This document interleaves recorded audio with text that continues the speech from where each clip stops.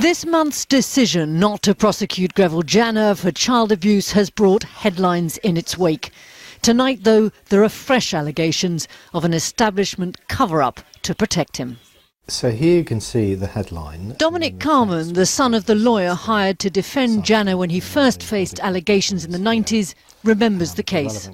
I met with my father immediately after his conference with Greville Janner, his sister and his solicitor in November 1991. And what stays with me is his shock and surprise at what he had heard in conference. I think given the weight of evidence and the documents that he'd read and the account that he'd heard in questioning Janner at length, I think he was expecting that there would be a prosecution in due course. George Carman QC was one of the most esteemed criminal barristers operating at the time. He even advised Greville Janner, then an MP, on a speech he made in the Commons protesting his innocence. There was, of course, not a shred of truth in any of the allegations of criminal... Janner has always denied he used his position as an MP to abuse vulnerable boys in children's homes in Leicestershire. But police and prosecutors have now admitted they missed 4 opportunities to prosecute him.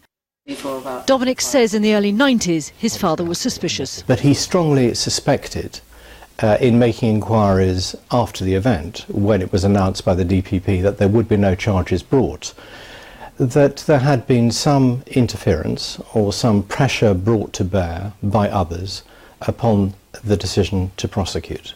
Meanwhile, a senior detective involved at the time in the case has described how he was refused permission to arrest Janner. The powers that be above me came back and said, this man's an MP, we will not be able to arrest him. You need to invite him for interview at the police station. And subsequently, that's what happened. Janner's now 86 and has dementia. The Director of Public Prosecution says he's too ill to stand trial. His family says he's innocent of all the allegations against him. Penny Marshall, ITV News.